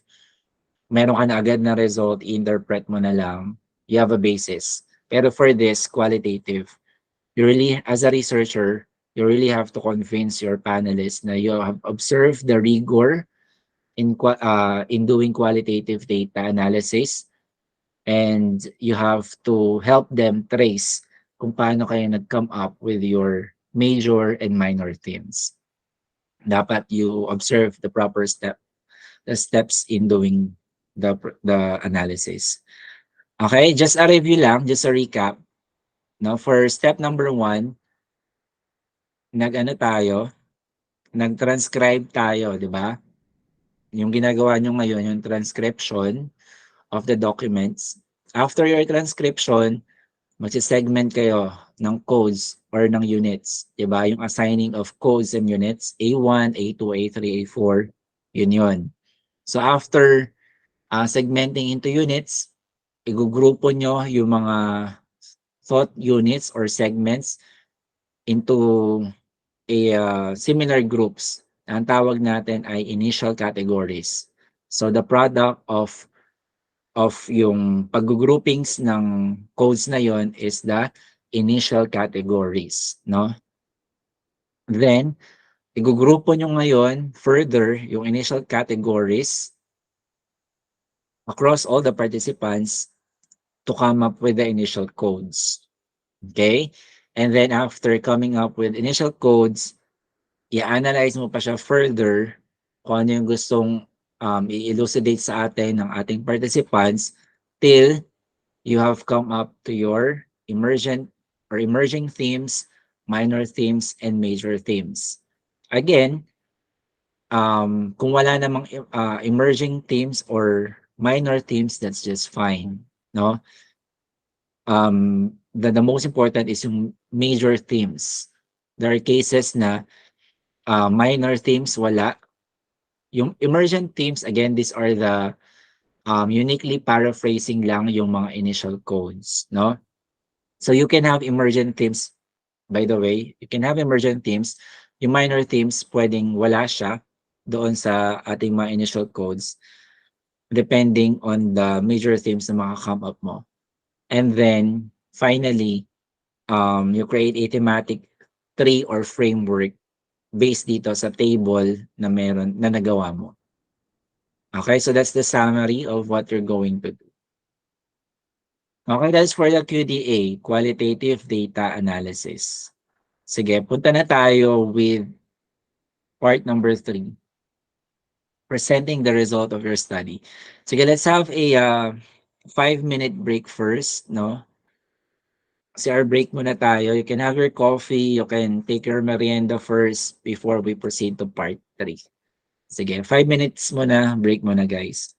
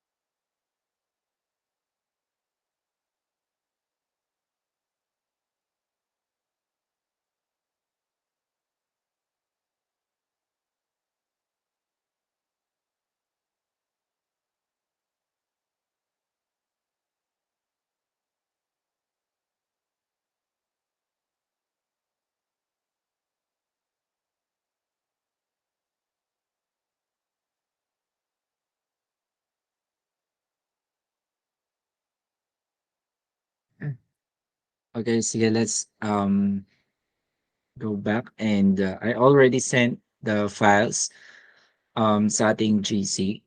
So you have here yung two participant A code assigning, participant A code assigning, tapos yung participant A coding yung table ng initial categories, tapos yung initial codes ko sa kanya and yung analyzing initial categories for any pattern across all participants. So bali ito yun, ano, just to show you again. So for all participants, for every participants A, B, C, D, E, hanggang po ilan man yan, meron kang first yung transcription, after the transcription, yung segmentation, ito yung assigning of codes or thought units. Tapos yung number 3, ito yung creating initial categories. Ito yung naka-table. So ito yung table, sinend ko. Just remove na lang yung laman and then create your own. No? So that is number 3. Yung initial codes, pinagsama-sama ko lang. Ito, ito yung initial categories per participant and then until I came up with the codes for that participant. Tapos yung theme in mind ko. So ginawa ko siya sa Excel. And then, itong sinend ko na analyzing initial categories for any pattern for this across all participants. Ayan, marami yan actually. Maraming ano yan. Ano ba tawag dito? Bookmark ba tawag dyan or whatever it is. Ayan, so i-adjust nyo na lang yan. So lahat ng participants ko, nilagyan ko niyan. Participant A, tapos yung initial categories na napag-grupo-grupo ko, the initial codes, and then yung theme in mind. Okay, so mas nadalian kasi ako sa Excel. So kaya diyan ko siya nilagay. Ito yung for participant B, participant C, participant D, okay, and then E. Okay, so yung E lang pinakita ko, though meron pang other participants dyan. Tapos you have here the summary of initial categories across all the participants. Ayan. And then summary, after the initial categories, di ba? You will come up with the initial codes. So ito na yung initial codes. And then, finally, the list of teams. Ito yung table. Okay, so ayan. Sinend ko rin yung ano sa inyo. Ayan, yung files na yan. Sige, tuloy na tayo guys. Let's proceed to the final part. How you're now going to present the result of your study or your findings. Okay, sample result is like this. You have the major theme. Okay, and then you have here the discussion. So the major theme is career jumpstart and planned opportunities. So this is the first major theme. If you will recall, ito yun, career jumpstart and planned opportunities. So, ilalagay niyo lang, you will remove this one, major theme. So, ayan na siya. Tapos yung discussion. So, explain nyo muna what is this all about. So, it referred to the experiences that most of the participants did not plan to enroll yet to enroll, yet they were only encouraged, number 2, influenced by their friends or dreamt for career progression. So the start of the doctoral students then in PhD in nursing education is perceived as planned as described by these statements. So ito na yon. Si E1 sabi niya, participant E thought unit 1, I did not plan to study again. Tapos si participant K thought unit 7, honestly, I don't want to take PhD. It is further demonstrated that K9, 55, finishing master's was my goal. Doctorate was not in my pipeline. So, ibig sabihin, guys, itong description nyo of what this theme is all about, you will substantiate it or support it by the in vivo statements of your participants. Okay, kaya babalikan nyo yung mga sinabi rin ng participants nyo na statements. Okay? So that is just an example. So reminders natin guys, you have to present it systematically, yung findings of your study. present it systematically or logically based on your formulated themes and sub-themes. So yung presentation nyo, major themes first. Kung may minor themes will follow. Then, kung may emerging themes, emerging themes will be the last. Okay? So gagawin nyo, you define first what the major theme is all about and enumerate its minor themes. Okay? Tapos nun, yung minor themes naman yung susunod nyo, describe what it's all about and also enumerate its sub-themes or the emerging or the emergent themes. That is if minor theme is available. And then you discuss the emerging themes kung meron man by describing it, but how you make it meaningful. Paano siya naging meaningful in your case? By going back to the initial codes, no, generated, trace back the participants and use their in vivo statements to elucidate the theme. Okay, sige. You present it like you are narrating a story using the in vivo statements or thoughts and stories of your participants. So, pinapresent natin guys yung results section na parang nagkukwento tayo. Okay, for example, in presenting a major theme, ito yon. So, let's proceed to the second major theme, sharpening the saw. So, remove this one. So, ayan. Sharpening the saw, tales of the learners. Ito yon. So, for example, we're done with this one. Sharpening the saw, tales of the learner. This is the major theme. So, di ba, you have to discuss first what is sharpening, asa na yun? What is sharpening the saw, tales of the learners. So, ito yung description of the major theme first. So, following the initial steps and beginning of doctoral students in their PhD life, are their experiences and feats all throughout the journey. It is at this point of their endeavor that can be described as A. So, kuha ka ng in vivo statements ng iyong participants, no?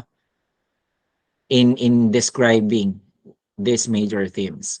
For example, sabi ni participant D sa thought unit number 2, roller coaster experience because of the challenges and competing priorities. At the same time, G3, sabi niya, generally considered to be positive and meaningful, considering their learnings and bonds with significant people in their journey. So that's the description of the major theme, no?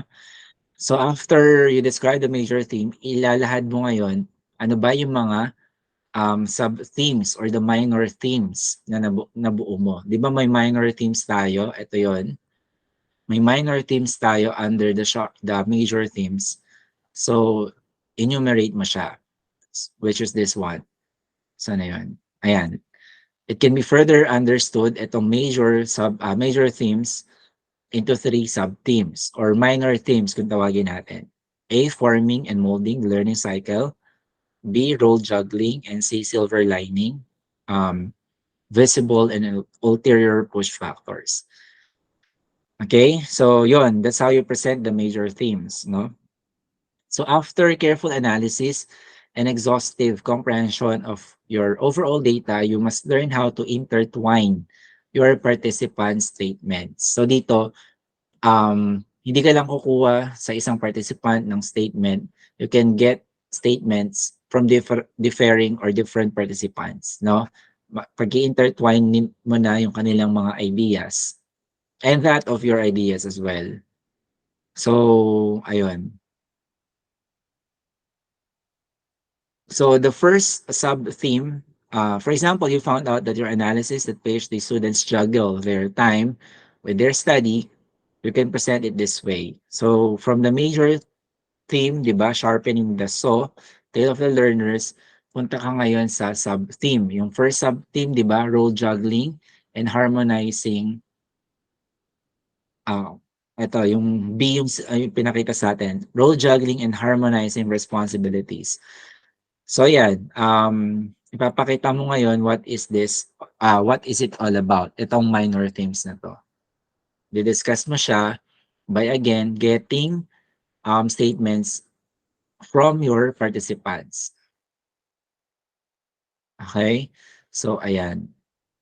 So you will see here, for example, si B4, si A4, si B, participant B, participant A, C, D, and G, lahat sila, ang sabi niya, kasi nagwo-work ako. So ngayon, kung may Tagalog dito guys, by the way, this is the time na i-English na siya. May ano na siya, English translation. Okay, in presenting your data. In the discussion part. Okay, so ganyan siya. And then be careful. Remember that the story that you will be presenting is that of your participants, no? From the gathered data based on your analysis.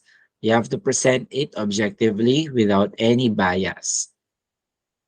Okay, and then you can present here your analysis or interpretation and what you found out. But make sure that you are always in line with the data gathered, supported by the participants' responses. Ibig sabihin guys, kung magbibigay ka ng interpretation sa iyong discussion, make sure na you will be supported by the in vivo statements of your participants. And then expound on it as much as possible to make a better narration or a stronger claim. For example, you found out from your analysis that when they finished their PhD, they felt happy and satisfied. So, ito na yung last theme natin, yung major theme, behind the curtain, the unfolding of a new beginning. So, wala tayong sub-theme, kaya, ayan, i-present mo lang siya as a major theme. So, ayan, again, supported by the narrations of your participants, yung iyong mga claims. Note, this is the part where you will be cited by the other authors based on the findings of your own study. Okay, so ayan siya. So that is for the tawag dito, part number 3, yung findings of the study. Yung discussion, I'll just present the discussion using the journal. Okay, hold on.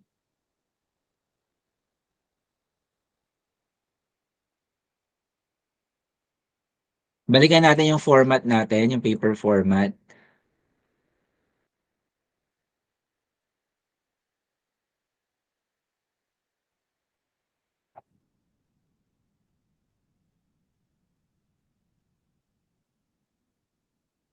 Okay, sa result part guys, okay, sa results part, dito nyo ipe-present, ilalagay yung mga tables, okay, yung table of themes, and then you will present it based on the thematic tree, no?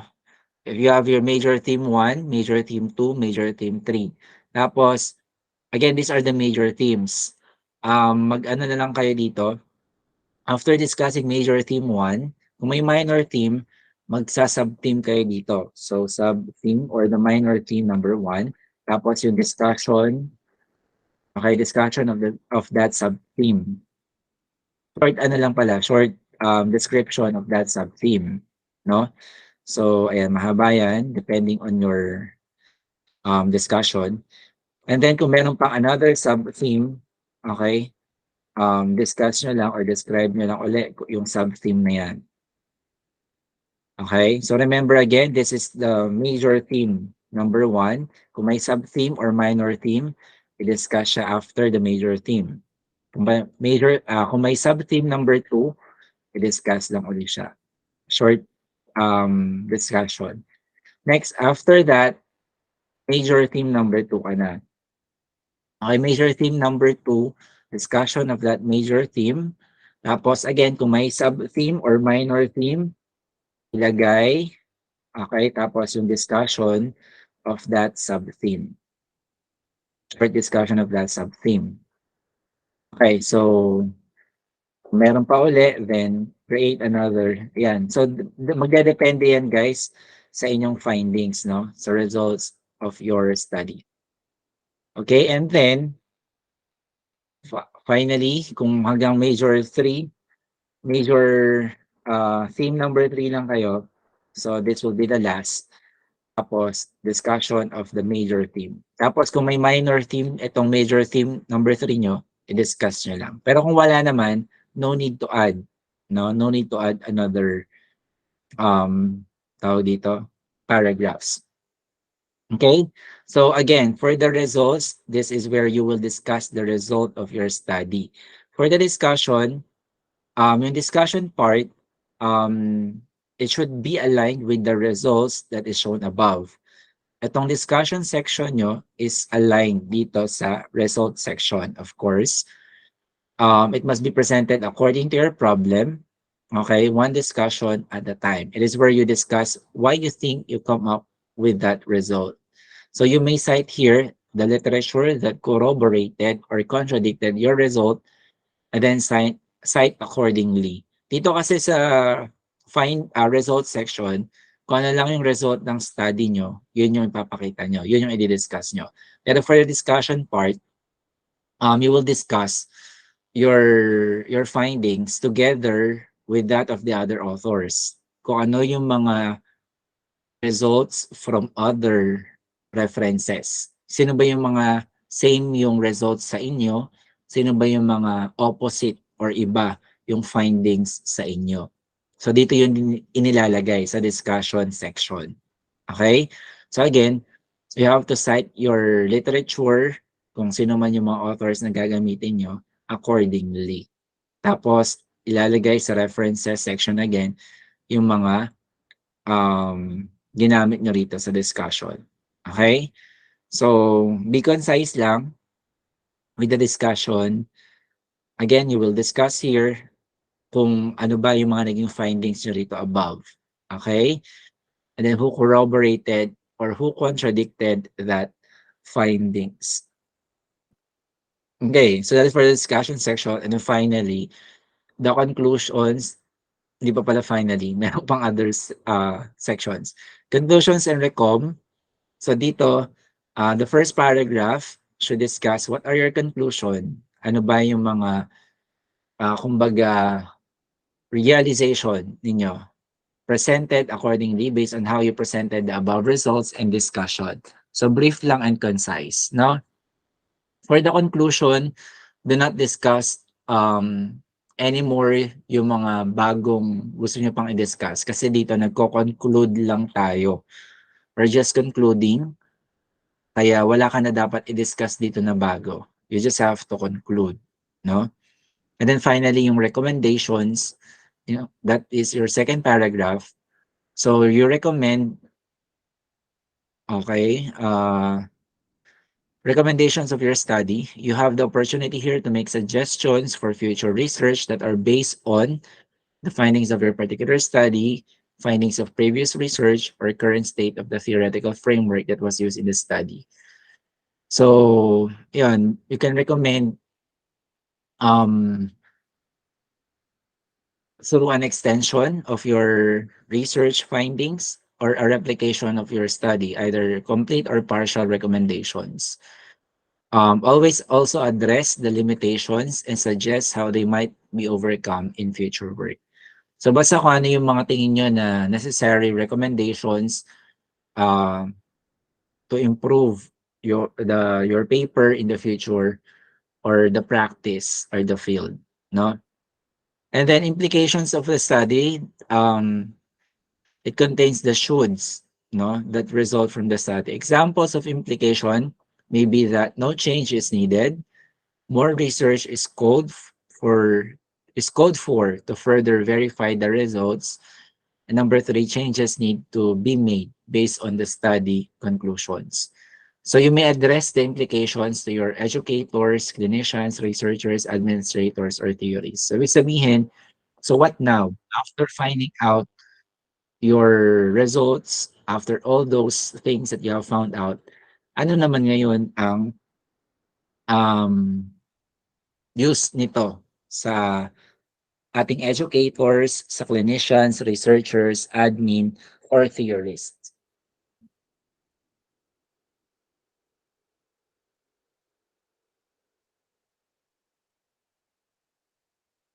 Okay, so, ayan. And then, yung acknowledgement lang, kung sino lang yung mga gusto yung pasalamatan, and then your references, no? So, yun. Let's just see my paper. Yun na yung last sections na gagawin nyo for the research.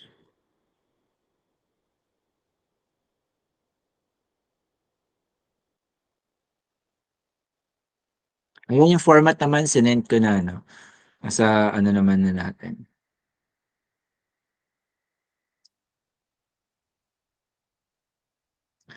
The journal.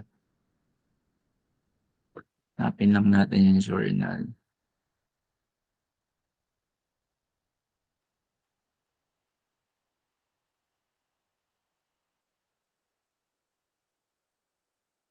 Okay, so this one, ito yung aking results, no?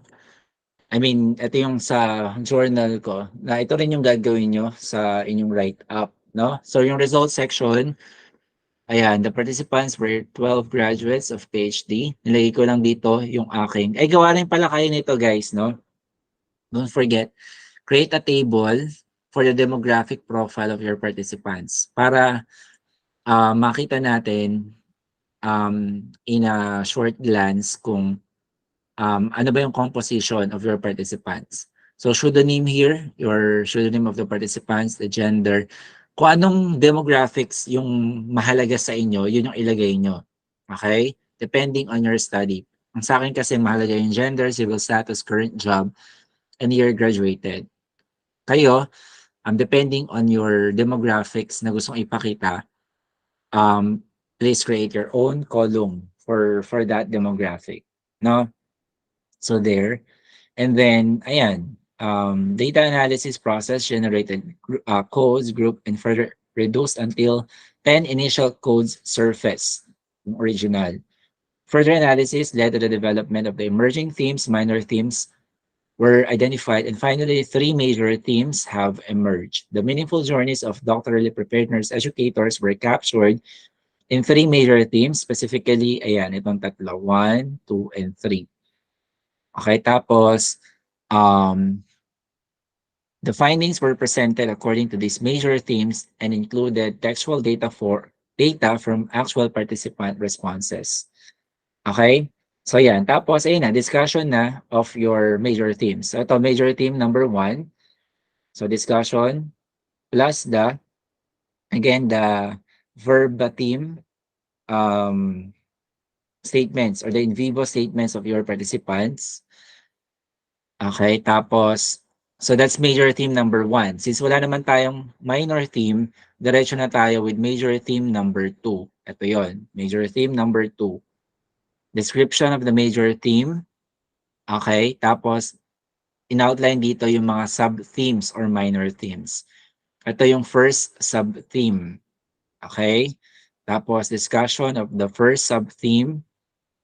And then, under that, di ba meron tayong emerging themes for the minor theme or sub-theme. Again, this sub-theme or major theme, minor theme, meron tayong emerging themes, right? I'll just show the table.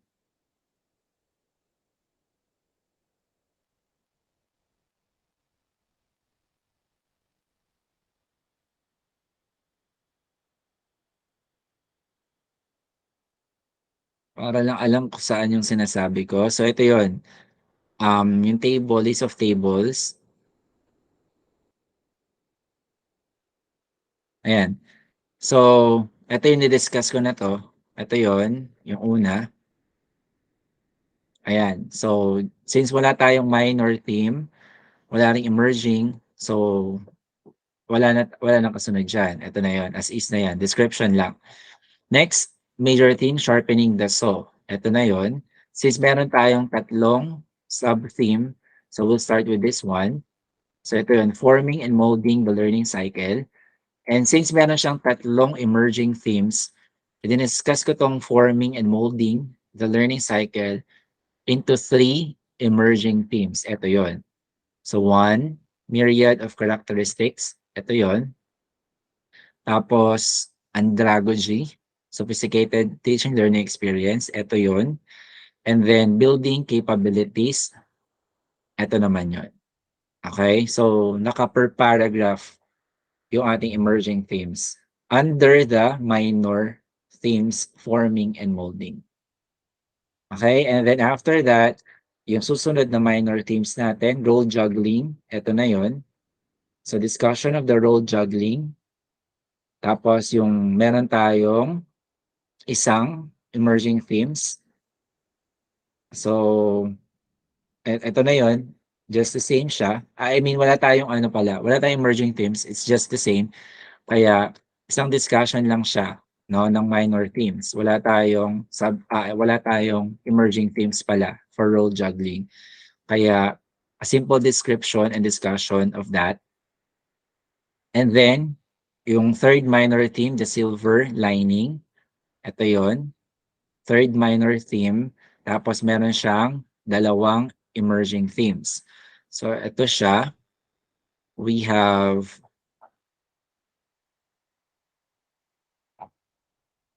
the external motivation.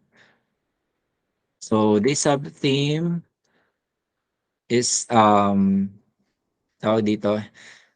This sub-theme is referred to external and internal motivation. So for external motivation, ayan siya.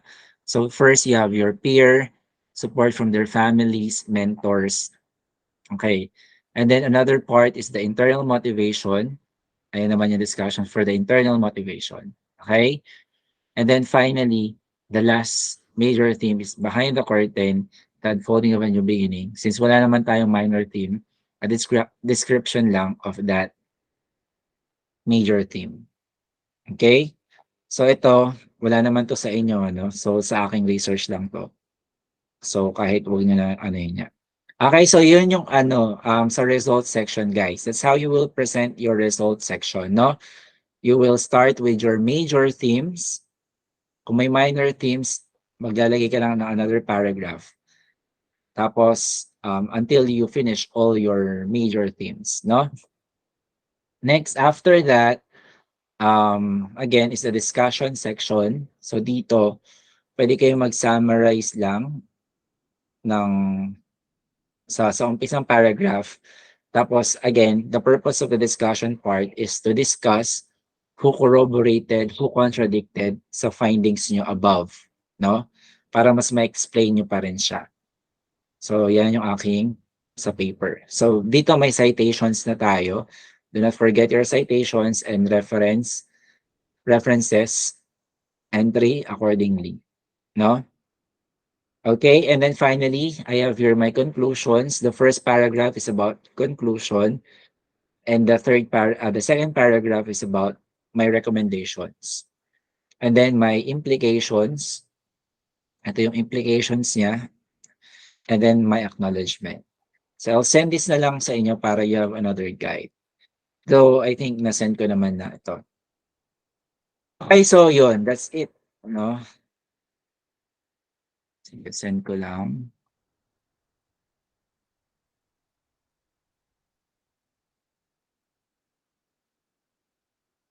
So we have general references.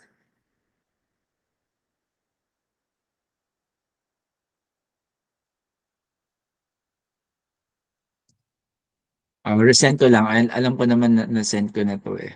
Para you have a basis. Tapos yung format lang ulit ng ating paper.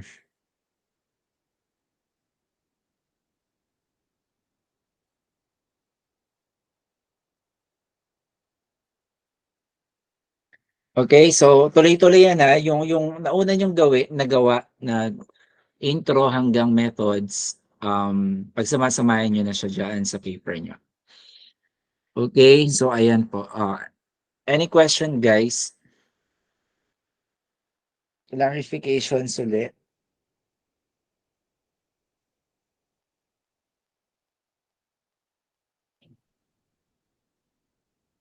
Medyo marami pang gagawin, ano? Again, the submission will be on July 29. So wrap up your data collection, i-wrap up nyo na, finish, and then start with your data analysis for a week. And then after your data analysis, tapusin na yung write-up. Sige, I think di naman kaya ng ano eh, July 29.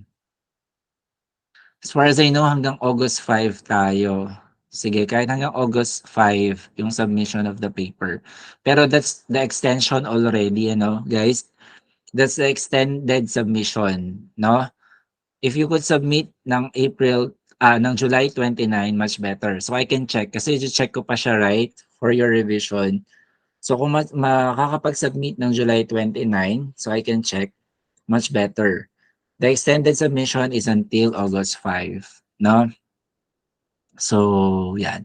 If you have any questions, you can consult me for your questions. And I will send the recorded discussion, this one, to our GC so that you can go back to my discussion kapag nandun na kayo sa data analysis. Okay, so ayan. Pasensya na again if medyo urgent yung naging meeting today because I won't be available on Saturday. Okay, so ngayon, I will not meet you on Saturday na. We will not meet on Saturday. Yes, you're welcome. Hindi ko na kayo mi-meet on Saturday. I-meet ko na kayo siguro ng July 29, no? Don't be lost, no?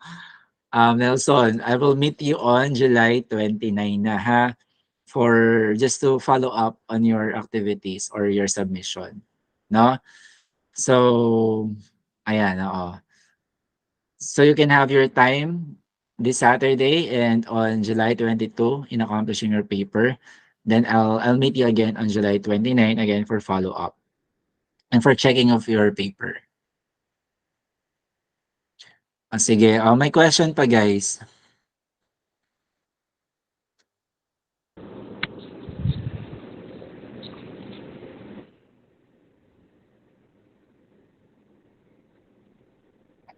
Okay, so I think wala nang question, no? Kung wala na, sige, I think we can wrap our session already.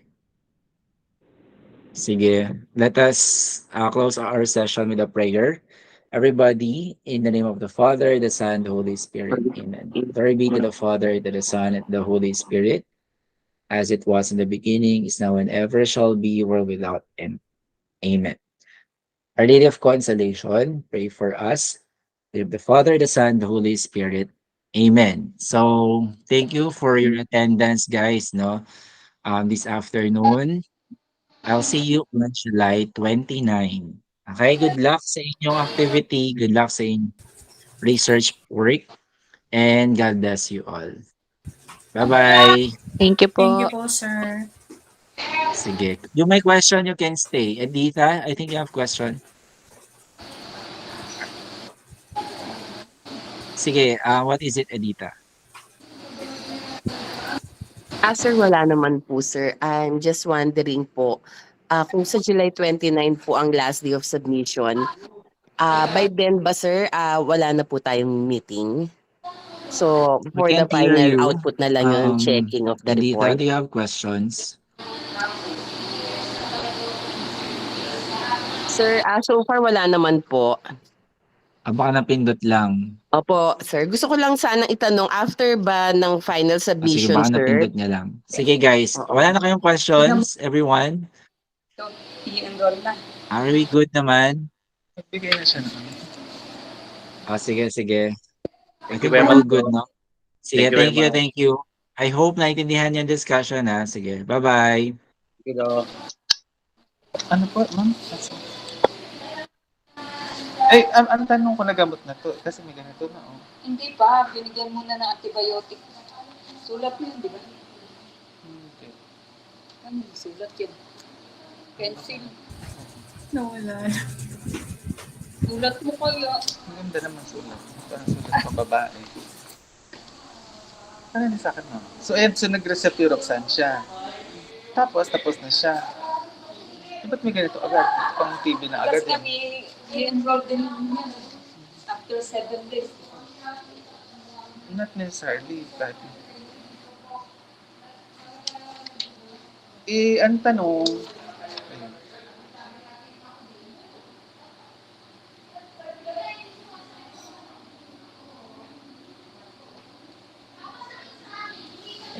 Kasi may PTB na siya. Pneumonia versus PTB. Wait lang. Sige na mo siya sa pneumonia. Oo, yung doktora. Okay po. PTB both lang. Tapos may atelectasis pa siya. Probably siguro admit po siya. Kasi tinang may atelectasis pa. Hindi na ano, i-admit ba? Admit. Sure ka? Prepare na natin yung ano. Sure ka? HIV to. HIV ako? Sige po.